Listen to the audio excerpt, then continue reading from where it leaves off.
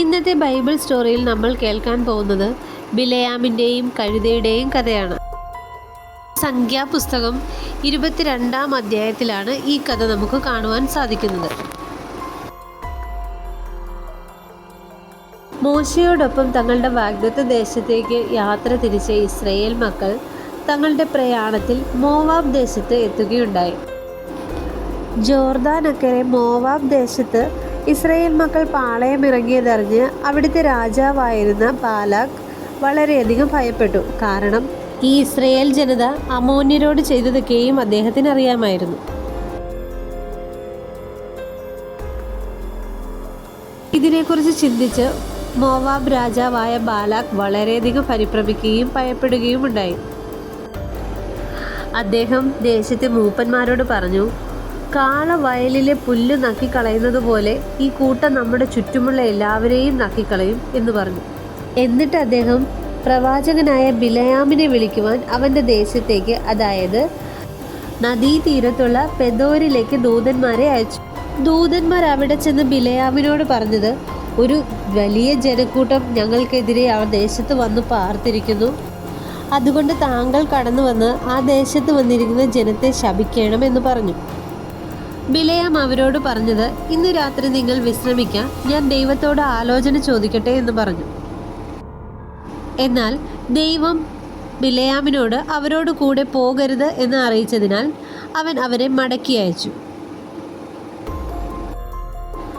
തിരികെ വന്ന പ്രഭുക്കന്മാർ ഈ വിവരം ബാലാക്കിനെ അറിയിക്കുകയുണ്ടായി.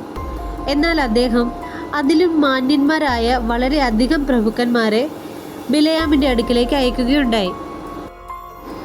ബിലെയാം അവരോടും, ഇന്ന് രാത്രി നിങ്ങൾ ഇവിടെ വിശ്രമിക്കുക, ഞാൻ ദൈവത്തോട് ആലോചന ചോദിക്കട്ടെ എന്ന് പറഞ്ഞു. എന്നാൽ ദൈവം ബിലെയാമിനോട് അറിയിച്ചത്, നീ അവരോടൊപ്പം കടന്നു പോയിക്കൊള്ളുക, പക്ഷെ ഞാൻ പറയുന്നത് മാത്രമേ നീ അവിടെ ചെയ്യാവൂ, ഞാൻ പറയുന്നത് മാത്രമേ നീ അവരോട് പറയാവൂ എന്ന് പറഞ്ഞു. അപ്രകാരം ബിലെയാം രാവിലെ തന്നെ എഴുന്നേറ്റ് തൻ്റെ കഴുതപ്പുറത്ത് കയറി പ്രഭുക്കന്മാരോട് കൂടെ യാത്ര തിരിക്കുകയുണ്ടായി. ബിലെയാമും തൻ്റെ 2 ബാല്യക്കാരും കഴുതപ്പുറത്തിങ്ങനെ യാത്ര ചെയ്തുകൊണ്ടിരിക്കുമ്പോൾ ദൈവത്തിൻ്റെ ദൂതൻ അവന് പ്രതിയോഗിയായി വഴിയിൽ പ്രത്യക്ഷപ്പെട്ടു. എന്നാൽ ബിലെയാം ഇത് കാണുന്നുണ്ടായിരുന്നില്ല. കഴുതയാകട്ടെ യഹോവയുടെ ദൂതൻ വാൾ ഊരിപ്പിടിച്ചുകൊണ്ട് വഴിയിൽ നിൽക്കുന്നത് കണ്ടു. കഴുത വഴിയിൽ നിന്ന് മാറി വയലിലേക്ക് പോയി. ഇത് കണ്ട ബിലെയാമിന് വളരെ കോപം ഉണ്ടായിട്ട് അദ്ദേഹം കഴുതയെ അടിക്കുകയുണ്ടായി. ഇങ്ങനെ 3 വട്ടം കഴുത ദൈവത്തിൻ്റെ ദൂതനെ കണ്ട് വഴിയിൽ നിന്ന് മാറുകയും അത് ബിലെയാമിന് വളരെയധികം ബുദ്ധിമുട്ടുണ്ടാക്കുകയും ചെയ്തു. ബിലെയാം ദേഷ്യപ്പെട്ട് കഴുതയെ അടിക്കുമ്പോൾ കഴുത അദ്ദേഹത്തോട് ചോദിച്ചത്, നീ എന്തിനാണ് എന്നെ ഇങ്ങനെ അടിക്കുന്നത്? മുൻപ് എപ്പോഴെങ്കിലും ഞാനിങ്ങനെ ചെയ്തിട്ടുണ്ടോ എന്ന് ചോദിച്ചു. പെട്ടെന്ന് ബിലെയാമിൻ്റെ കണ്ണു തുറക്കുകയും ദൈവത്തിൻ്റെ ദൂതനെ കാണുവാനിടയാവുകയും ചെയ്തു. ഊരിപ്പിടിച്ച വാളുമായി നിൽക്കുന്ന ദൈവത്തിൻ്റെ ദൂതനെ കണ്ട് ബിലെയാം സാഷ്ടാംഗം വീണ് നമസ്കരിച്ചു. ദൂതൻ ബിലെയാമിനോട്, നീ എന്തിനാണ് 3 വട്ടം കഴുതയെ അടിച്ചത്? അത് മാറിപ്പോയിരുന്നില്ലെങ്കിൽ നിന്നെ ഞാൻ കൊന്നുകളയുമായിരുന്നു എന്ന് പറഞ്ഞു. ഉടനെ ബിലെയാം പറഞ്ഞത്, നീ എനിക്കെതിരായി വഴിയിൽ നിൽക്കുന്നു എന്ന് ഞാൻ അറിഞ്ഞിരുന്നില്ല. ഞാനിപ്പോൾ കടന്നു പോകുന്നത് ദൈവത്തിന് ഇഷ്ടമല്ല എങ്കിൽ ഞാൻ മടങ്ങിപ്പോയിക്കൊള്ളാം എന്ന് അദ്ദേഹം പറഞ്ഞു. അപ്പോൾ ദൂതൻ പറഞ്ഞത്, നീ പൊയ്ക്കൊള്ളൂ, പക്ഷെ ദൈവം കൽപ്പിക്കാത്തതൊന്നും അവരോട് സംസാരിക്കരുത് എന്ന് പറഞ്ഞു. ബിലെയാം തൻ്റെ ബാല്യക്കാരോടൊപ്പം വീണ്ടും യാത്ര തിരിച്ചു. മോവാബ് ദേശത്തേക്ക് അവൻ്റെ വഴിയാത്രയിൽ ആ പ്രഭുക്കന്മാരും അവനോടൊപ്പം കൂടെ ഉണ്ടായിരുന്നു. ബിലെയാമിനെ കണ്ട ബാലാക്ക് ചോദിച്ചത്, നീ എന്താണ് ഞാൻ ആദ്യം ആളയച്ചപ്പോൾ കടന്നു വരാഞ്ഞത്? എനിക്ക് നിന്നെ ബഹുമാനിക്കാൻ കഴിയുകയില്ലയോ? അതുകൊണ്ടാണോ നീ കടന്നു വരാതിരുന്നത് എന്ന് ചോദിച്ചു. എന്നിട്ട് ബാലാക്ക് ബിലെയാമിനെ സ്വീകരിക്കുകയും അദ്ദേഹത്തിന് വേണ്ടി കാളകളെയും ആടുകളെയും അറുക്കുകയും വളരെയധികം സ്വീകരണങ്ങൾ നൽകുകയും ചെയ്തു. ഇവിടെ ഈ കഥയിൽ കാണുവാൻ സാധിക്കുന്നത് ബിലെയാം ദൈവത്തോട് കാണിച്ച അനുസരണക്കേടിനെയാണ്. ബാലാക്ക് അയച്ച പ്രഭുക്കന്മാർ ആദ്യം കടന്നു വരുമ്പോൾ ബിലെയാം ദൈവത്തോട് ആലോചന ചോദിക്കുകയുണ്ടായി. അദ്ദേഹത്തിന് പൂർണ്ണ വിശ്വാസമുണ്ടായിരുന്നു ദൈവം തന്നോട് സംസാരിക്കുമെന്നും അവർക്ക് വേണ്ട മറുപടി ദൈവം തന്നോട് അരുളി ചെയ്യുമെന്നും അദ്ദേഹത്തിന് അറിയാമായിരുന്നു. അതുകൊണ്ടാണ് അന്ന് രാത്രി അവരോട് അവിടെ വിശ്രമിക്കുവാൻ അദ്ദേഹം പറഞ്ഞത്. അതുപോലെ ദൈവം അരുളി ചെയ്ത പ്രകാരം അദ്ദേഹം അവരെ തിരിച്ചയക്കുകയും ചെയ്തു. എന്നാൽ ബാലാക്കിൻ്റെ അപേക്ഷയെ സംബന്ധിച്ച ദൈവഹിതം അറിഞ്ഞതിന് ശേഷം അവൻ പുതിയ ദൂതന്മാരെ മടക്കി അയക്കുന്നതിൽ പരാജയപ്പെട്ടു. എന്ന് തന്നെയുമല്ല, ദൈവത്തിന് മനസ്സ് മാറിയിട്ടുണ്ടോ, തന്നെ പോകുവാൻ അനുവദിക്കുമോ എന്ന് കാണുവാനായി വീണ്ടും ദൈവത്തോട് ചോദിക്കുവാനുള്ള അവൻ്റെ ആഗ്രഹം ദ്രവ്യാഗ്രഹത്തെ പ്രതിഫലിപ്പിക്കുന്നു.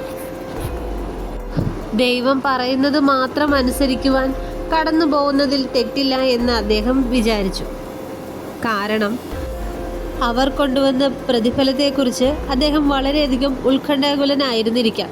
അതുകൊണ്ടായിരിക്കാം ചെറിയ അനുസരണക്കേട് കാണിക്കുന്നതിൽ തെറ്റില്ല എന്ന് അദ്ദേഹം വിചാരിക്കുവാൻ കാരണം. ബാലാക്ക് രാജാവിനോട് എതിർത്തു പറയുവാനും അദ്ദേഹത്തിന് മടിയുണ്ടായിരുന്നിരിക്കാം.